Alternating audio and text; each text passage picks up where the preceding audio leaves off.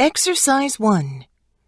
Just as I was approaching 30, I was offered a sponsorship to go to the Ladies Professional Golf Association in the USA and attend their qualifying school.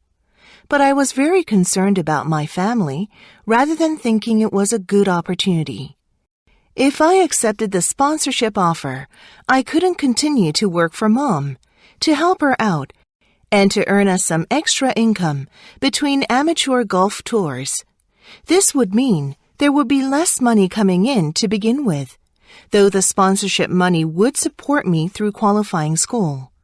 Of course, there was a small chance I could make the grade to become a professional, which should lead to higher earning opportunities. It was a risk for us financially.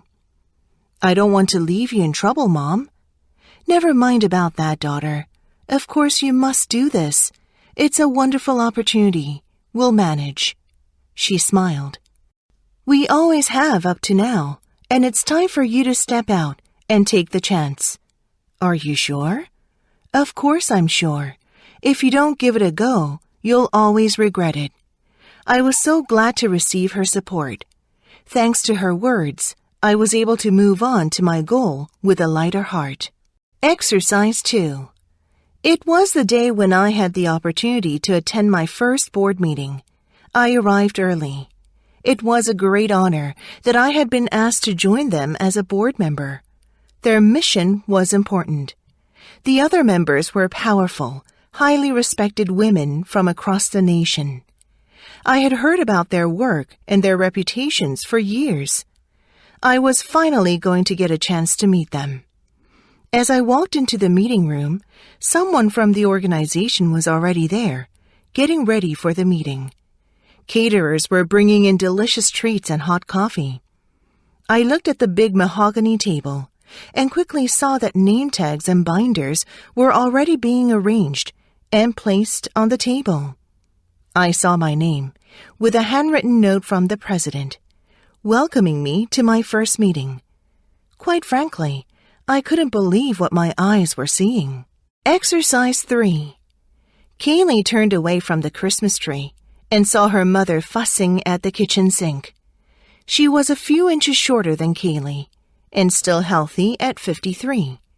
She looked to be in her early 40s, with fine wisdom lines showing only when she smiled. Today, she was smiling.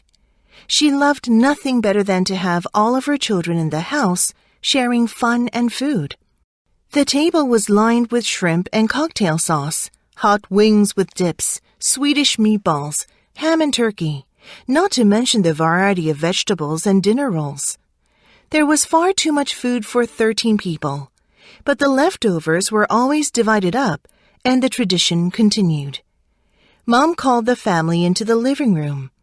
It's that time, she smiled, as she handed out stockings to everyone. This, too, was a tradition. The stockings held small things for each individual, as well as candies and fun stuff. Exercise 4. The door opened into our office area, and a voice said to the secretary, "Where does Bolia sit?"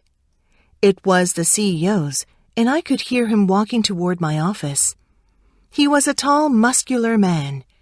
Suddenly, he was standing in my doorway with his right arm raised. I was thinking, he's going to punch me. I was frozen as he walked over to the desk. I braced myself for the impact as he laid his arm on my shoulder and said, "Nice job, Bolia. It took a lot of courage to speak against me, and you showed a lot of integrity. You never backed down, and you described a future for the company that I had not considered." As he walked out the door, he said, "I wanted you to be the first to know that I approved the project you suggested." I was stunned. I had gone from near fainting for fear of losing my job to the delighted state of a conquering warrior, satisfied with myself for sticking up for what I felt was right. Within minutes, people were walking into my office, congratulating me, an uplifting experience that had me holding my head up high.